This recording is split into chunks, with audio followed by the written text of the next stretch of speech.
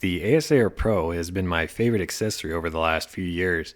It's really made my night a lot easier, especially now that I have a go-to mount. I can control all of my astrophotography gear through my smartphone or tablet in the ASIAir Pro, from doing my polar alignment to my auto guider, finding the object I want to photograph, focusing, and even taking my images. And that's why I was pretty excited to hear about the ASIAir Plus, which is the next edition in the ASIAir line. It looks like the Plus doesn't start delivering until November, but I was lucky enough to get an early copy, and they just released the official firmware, so I thought we'd go through the ASIAir Plus today and see just how well it works. Really, the main thing you're going to notice if you have the ASIAir or the ASIAir Pro is that this one has an antenna, which should help with the Wi-Fi reach. You know, that's really the only problem I had with the original ASIAir Pro, is that the Wi-Fi was pretty lackluster, especially on Android devices. For whatever reason, I found that my iPad has much better connection with the ASIAir Pro.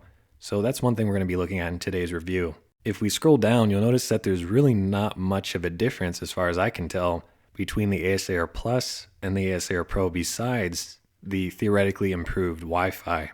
One thing they have decided to do is include this eMMC storage, which is just like a little memory card or something inside the device that's about 20 gigs of storage space. With the ASIAir Pro, I think they actually gave you a 64 gigabyte flash drive, which you'd plug in to one of the USB ports on the side. And that worked well for me, but we're going to see just how well the about 20 gigs of storage works here with the new internal storage system. And here we can see the different ports on the new ASIAir Plus. It's pretty much exactly the same as the ASIAir Pro. You've got your 4 USB ports, 2 of which are 3.0, 2 of which are 2.0, and that's actually fine for most of our astrophotography setups. Normally I plug in my mount to one of the ports, my auto guider to one of these other ports, and then my camera would go into the 3.0 port, and usually the flash drive would go into the other 3.0 port. But since the ASIAir Plus has that internal memory, I now have a free 3.0 slot that I can use for whatever I want. On the other side of the device, we have the DSLR shutter release. I really wouldn't bother with that, to be honest, but if you want to try it, you can. This one uses like that little 3.5 millimeter jack and the appropriate cable. And then just like the ASIAir Pro, the Plus has the 4 12-volt outputs, which you can connect to your camera's cooling system, a dew heater, or even electronic focuser, something like that. One benefit of the Plus is that we have little lights here which indicate if it's even turned on or not. And it looks like by default, the 4 ports are actually turned off to conserve power. And you can always turn these on or off inside the app. Scrolling down, we have 2 new ports as well. They have a USB-C port, I believe, where you can connect to your computer directly to transfer the images. Or if you have a little micro SD card, you can plug that in right here, just like you could on the ASIAir Pro. And that's the basics of the new device. We're going to take a look at this in person, but I thought it'd be easier just to go through the website and show everything they talk about here. I will note that it is a little bit thinner than the ASIAir Pro, but realistically, you're not going to notice a difference. It's also just a tad bit lighter, but again, not that big of a deal. Finally, let's talk about what's in the box. This is one area where I do have a problem with the Plus, because all you're really getting are some power cables, which would allow you to connect different devices to the outputs here, and then a USB 3.0 cable. That's about it, and an extension cable as well. What I would like to see them do, and I don't know why they haven't, is include some type of power cable to actually power the device itself. Because as it stands, if you just get this device and nothing else, you'll have no way to actually power it up, which is obviously a problem. And if you're buying a tablet or a computer, it's going to come with a power cable. And I kind of liken the ASIAir Pro to that. You know, you're almost buying a little computer in a way. So looking ahead, I know they're not going to do this because it's too late by now, but whatever they come up with next, it would be nice if they just started including power cables with the device that you can plug directly into your battery or whatever you want to do. So that's really the only issue I have so far, is that it really doesn't come with anything. Not that you should need anything, especially if you're upgrading from the original ASIAir or the ASIAir Pro, but still, it does not come with a power cable. And speaking of power cables, let's look at the one I actually use, because I'm going to get a million questions on this. All right, here's the cable I'm using. This is the Sparking DC 5.5 by 2.1 millimeter 12-volt cable. The big thing here is the DC 5.5 by 2.1. The smaller end here will plug into the ASIAir Pro. The larger end will plug into your external battery. And that is the thing, if you're using the ASIAir Pro, you will need a battery to power everything. I've actually got 2, and they're both Jackery batteries, so let's talk about that next. Jackery makes a lot of good, rugged outdoor batteries, so that's what I've gone with. They've got different sizes. Some of these get really big and really heavy, so I like to go lightweight and portable. And for that reason, I went with the 240 watt hour battery. It's not cheap, but this is a good accessory to have. And just to show you on the Jackery that I have, we've got a DC 12 volt right there. That's where you'll plug in the other end of that cable to power the ASIAir Pro. There's also an AC port right here, and then 2 USB ports. And then that little input cable, that's how you charge the battery. So that's the battery I use. It works well for me. And just wanted to show you what I'm using there. We're going to go through the initial setup next so that we can see what to do, because it can be a little bit confusing. And then from there, we'll actually use the ASIAir Plus out on location. After you've turned on the ASIAir Pro, you can go to your phone's Wi-Fi settings, look for the ASIAir Pro network, and then connect to it. The default password is going to be 123456778. You can always change that later if you want, but that's all you have to do. Then we'll hit connect, and then we'll be ready to go to the ASIAir Pro app after that's complete. Obviously, you'll need to have downloaded the app before we can go any further. You'll find that in the Play Store or in the App Store on iPhone. When you start the ASIAir app on your phone, it'll take a few seconds to get everything configured. And because this is our first time using the ASIAir Plus, we'll have to activate the serial number, whatever it is. And that can be a little bit confusing, so we'll go through that together. But the nice thing is once you've done that, you shouldn't have to worry about it afterwards. Here's where I actually ran into the first problem. On this initial splash screen, they have these ASIAir partners or whatever, and I tried clicking enter in the top right, but it wouldn't do anything. I don't know why it wouldn't work. Hopefully you don't have the same issue, and probably by the time you actually get your ASIAir Plus, this won't be a problem. But on the off chance it is, and you get stuck here, what worked for me is I just backed out of the app completely and then restarted the app, and that got me out of this window that I could not get out of. Okay, finally we made it into the main interface, but we just ran into another problem. It says no ASIAir connected. And this only ever happens to me on my Android phone, so realistically this is an Android bug more than anything. The problem is that my Android phone detected my home Wi-Fi network, had an internet connection, and was stronger, so it automatically reconnected to my home Wi-Fi, and it lost connection to the ASIAir Pro's Wi-Fi. Thankfully, there's a very easy solution to this problem. When you first connect to the Wi-Fi network, click on that pop-up box at the top of the screen, then tap Don't Ask Again for this network and hit Yes. From this point on, your phone will no longer disconnect from the ASIAir Plus's Wi-Fi. And I want to thank Stephen Barnes who reached out and told me about this, and that should solve our problems. Now that you've connected to the ASIAir Plus's Wi-Fi network, when you start up the ASIAir app, you should eventually see this Update Firmware screen, and then you can click Update Now, and that will begin the process. When it completes, then we're ready to move on and activate the ASIAir Plus. With the firmware update completed, we're ready to activate the ASIAir Pro, and this is another area where I had problems, so I thought we should go through it together. You can either activate with a QR code or hit the online activation, whatever you want. I opted for the online activation, which will bring up a series of prompts. The trick here is that the ASIAir Pro is not currently connected to any outside Wi-Fi, and therefore it has no internet connection. So the way I got around this is I actually had to reconnect to my home Wi-Fi network that I just forgot a few minutes ago. Once I have that home Wi-Fi connection, then I hit Get Authorization Code. It does what it needs to do. Then I connect back to the ASIAir Pro Wi-Fi, and then at that point we should be all complete. That's another problem solved. We'll hit Activate. We're all set, and hopefully you never have to mess with this again. So at this point we're reconnected to the ASIAir Pro's Wi-Fi network, and we're in our main settings here. What I want to do is go through all the settings on the right until it's set up correctly. My main scope focal length is 250 millimeters on the Red Cat. The guide scope focal length is 120 millimeters. My main camera is the 1600 Pro. My guide camera is the 120 Mini. And then my mount is the EQ mod with Sky Safari. Oddly enough, my latitude and longitude were not updated. I don't know why. This is normally not a problem. If it happens to you though, then what you want to do is manually input your latitude and longitude. Make sure you choose the correct hemisphere though, because I accidentally had this set on south here and I didn't catch it. And that would obviously cause a lot of problems. So I put it back to north, and as long as you're within a degree, that should be fine. I mean, ideally you get it as precise as possible, but because I wasn't quite sure, I know I'm at 112 degrees west and 37 degrees north. So I just kind of guessed on the rest. If you're not sure though, obviously you've got a lot of different tools at your disposal, including Google Maps and things like that. So do what you need to do. When you're ready, you can hit enter. And now we're in our main interface finally for the ASIAir Plus.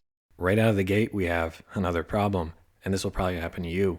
The mount is currently connected to the ASIAir Pro via USB cable, but it's not connecting properly.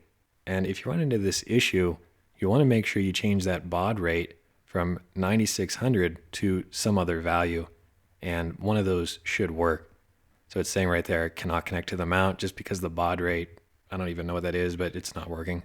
But I want to use 115,200, it works fine. So make sure you go through and you get that set. That's really all we need to worry about there. We'll talk about all this later on in the video. At least we now have our mount connected to the ASIAir Pro and everything's talking with one another. Let's take care of our filter wheel settings next, because anybody with a filter wheel, this is going to be really important. Right now it only shows positions 1 through 7, and those don't correspond to any filters. So what you want to do is go into your filter settings and then change your filters to match the positions. Hopefully you still have your note card handy where you wrote down all your filter positions. If not, you're going to be in trouble here. But in my case, I know that filter number 1 is my L filter, so I'll choose that from the drop-down list. Filter number 2 is my R filter.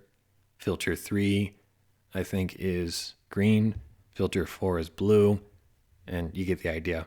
If you're not sure here though, you might actually have to take off the cover of your filter wheel and actually look and see if it's written on there or something else. So this would be one area you might have trouble. Obviously, if you don't have a filter wheel, you don't have to worry about this, but it's good to just get this out of the way right now, that we don't have to think about it again. Now that we've got our filters sorted, let's head up to our guide settings. I'd recommend putting your gain around 70 or 80. That works really well for me. And then below that, we have our calibration step. It's currently 2000. That value works really well for me, and I recommend you have a calibration step of 2000 as well. Down below that, we have auto restore calibration, which is turned off. Again, I recommend you leave that turned off or you might encounter problems. That's all we need to talk about here. Let's move up to main camera settings next. This is where you can set your main scope focal length, in my case, 250 millimeters. You can also adjust the gain, usually from 0 to 300 on most of the ZWO cameras. I'd recommend leaving it around 150. That works well for me. But this really just depends on the object you're photographing more than anything. Next up, we have the cooling, which you can turn on if you have a compatible ZWO camera and the cable's currently connected. So for the cooling, I recommend -20. That works well. The cooler the sensor, theoretically the less noise, but out here in the desert, it can actually be hard to reach -20, even with the cooler running 100%. When I turned on the cooling, I noticed that my camera wasn't actually starting up the fan, which means we have to go to our ASIAir Plus settings, and we have 4 buttons there on the right that all say off. As I mentioned earlier, by default, all of your 12-volt power ports will be turned off. So let's turn on power port 1, where I've plugged in the power cable to my camera's cooling system. As soon as I turn that on, I hear the fan going, and we know we're good. From there, I went into the personalized settings menu, and I put the sound mode to backyard. What that actually means is that your ASIAir Pro will do a beep when you turn it on. Backyard is a little bit quieter than field, and then off will obviously turn off the beep. So you can choose whatever you want. And since I'm in North America, I prefer Fahrenheit. We're good there. One thing I'd recommend you do is you go to your power output settings and actually label these various outputs, because you're going to usually use the same output for the same thing. In other words, my camera's cooling system will get plugged into the output number 1 all the time. So I might as well name that. On the power output number 4, whenever I have an electronic focuser, I'll normally connect it to that one. So I'll put number 4 as my focuser, and I'm still going to leave those other ports turned off, which is nice because you're not wasting power on ports you're not going to be using. So by default, they'll be turned off. You just got to remember to actually turn them on if you're going to be adding anything else. Moving down, we have Wi-Fi settings, and this is where you can toggle between 2.4 and 5G for the frequency. As it says right there, 2.4G will reach a lot further away from the ASIAir Plus. So if you're having issues with connection, probably leave it on 2.4. But if you want to have a faster download and upload speed on your phone with the ASIAir Plus, use 5G. And surprisingly, the 5G reaches quite a long ways now. I was at least 30 feet away inside my house, and I could still communicate with the ASIAir Plus on 5G. And when you compare that to the older ASIAir Pro, There were times where I'd be within 3 to 5 feet of the ASIAir Pro and I'd actually lose connection on my phone. So that just shows you how much of a massive improvement there is with the Wi-Fi connectivity on the ASIAir Plus with the help of that Wi-Fi antenna. As we talked about earlier, the ASIAir Plus has an internal storage of 20 gigabytes to store all your images, which should last you a couple nights. Then you can always plug in your ASIAir Plus to your computer and transfer the images over. Now that we've covered all the basics of the ASIAir Plus, I want to go through and just do a quick little tutorial that will show you my workflow when I'm using my go-to mount, my dedicated Astro camera, and my filter wheel. And as you'll see, it's a really streamlined process.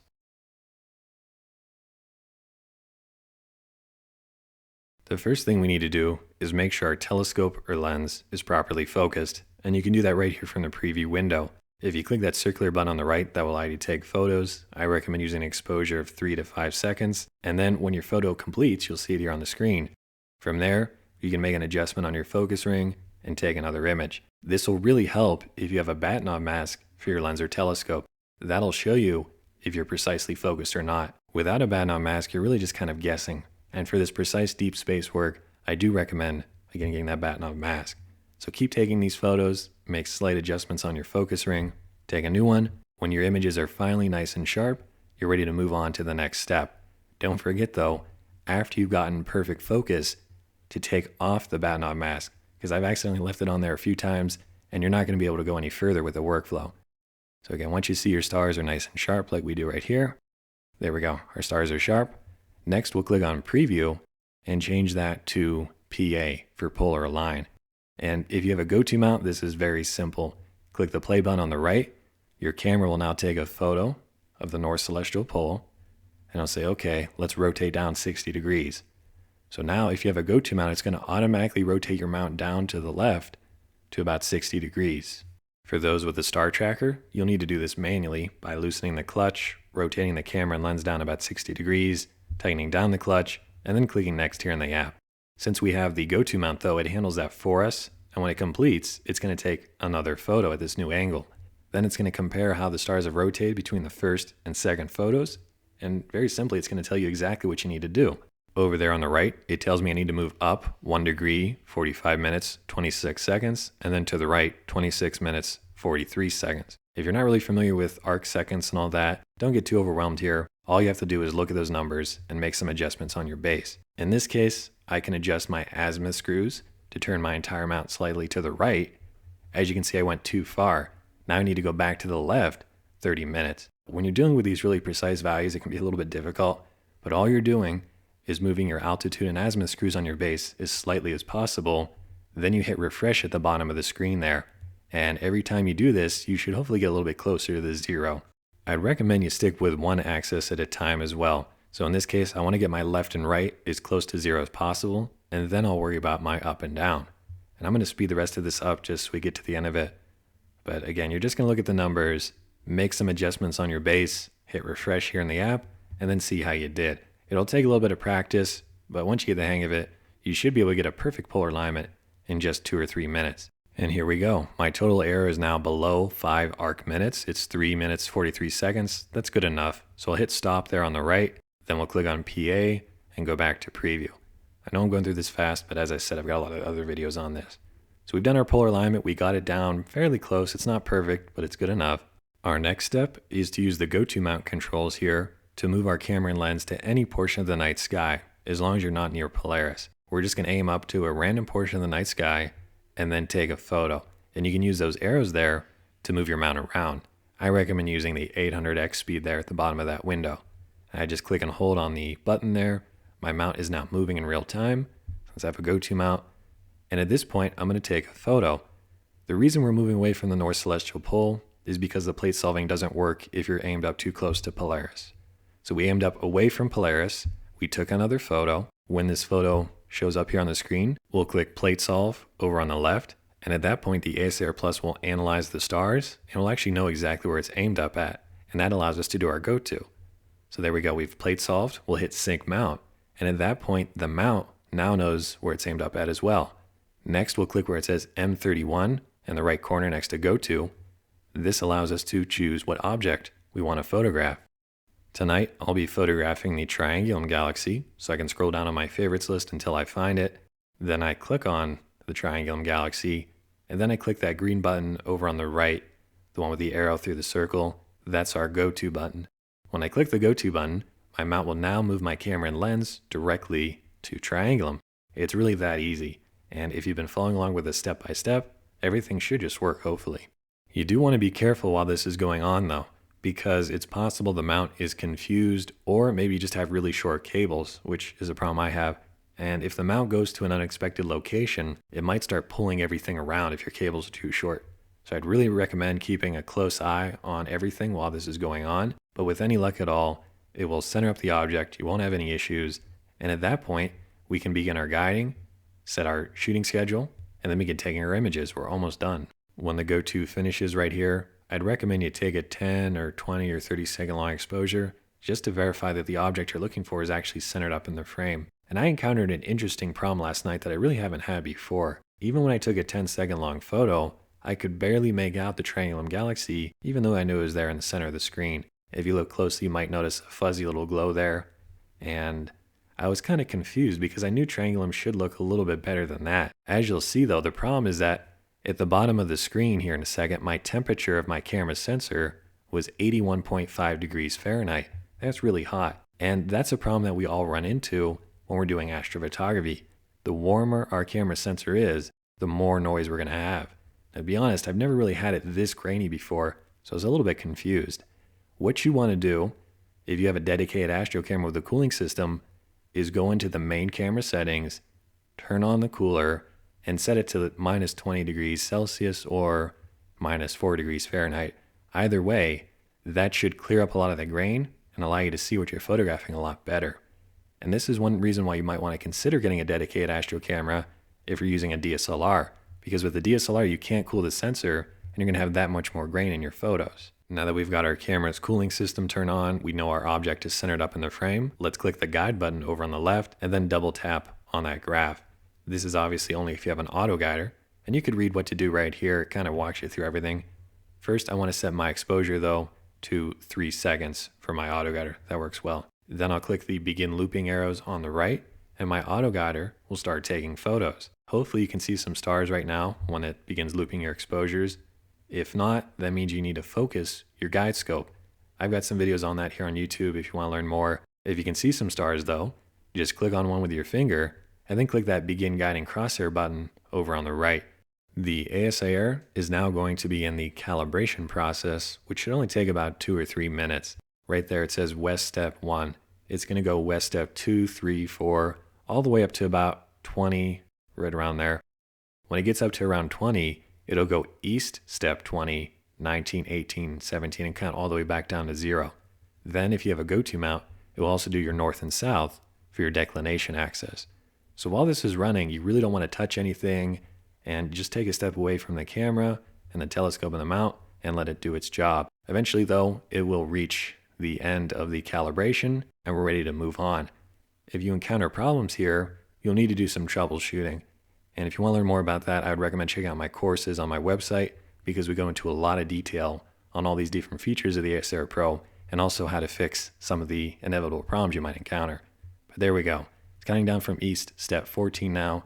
We know our calibration is working properly. While this calibration is running, let's make the most of our time. Click those 2 arrows in the top left corner of the screen, and then that will get us back to our main camera interface.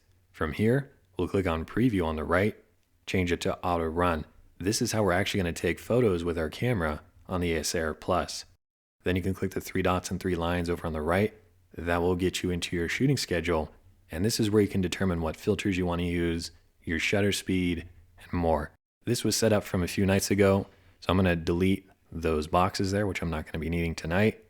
You can either clear everything out or click the big plus button to add a new shooting schedule. And if you have an electronic filter wheel, this will allow you to choose the filters that you want to use and put them in specific orders.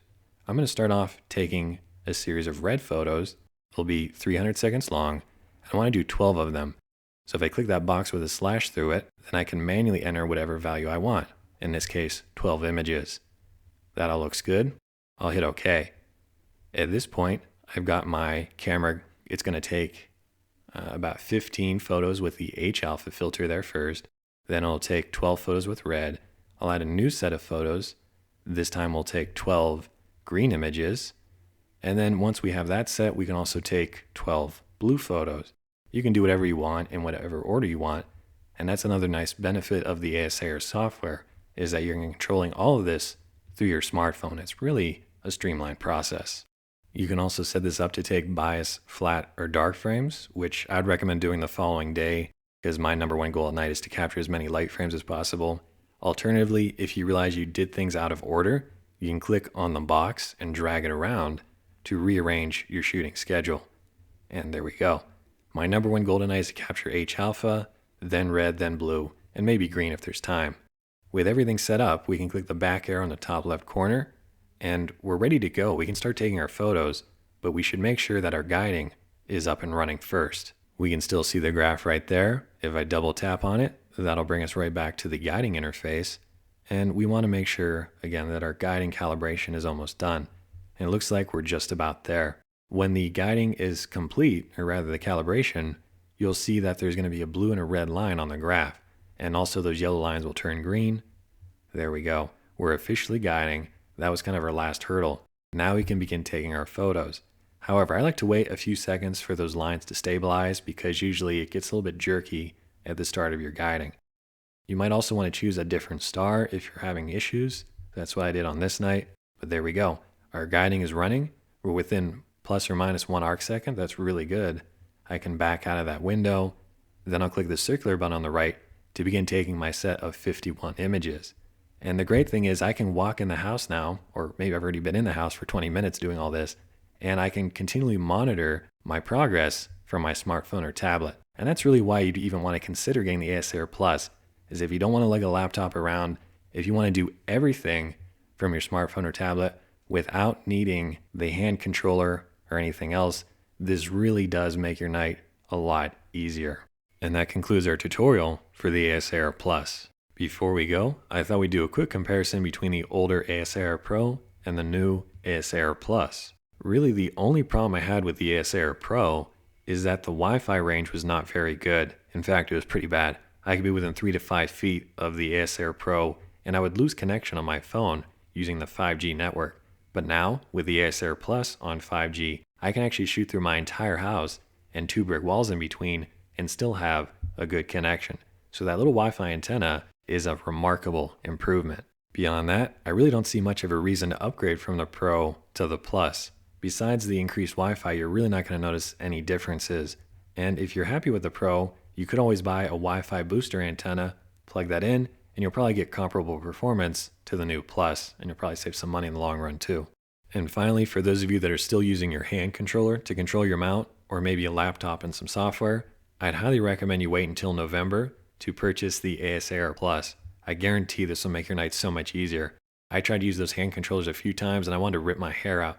But with the ASIAir Plus and the software here, it's so nice that I can sit on my couch, I can double check that my guiding's working well, I can even set everything up and relax in the house. If it's cold outside or maybe there's a lot of bugs, whatever it is, this really does revolutionize astrophotography.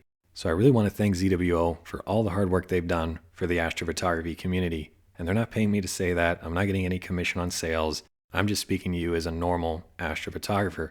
Because as far as I can tell, they're the only company out there that's trying to make astrophotography easier. They go out, they make this app that unifies all these different mounts and cameras and software and makes you control everything from your smartphone just by clicking a few buttons.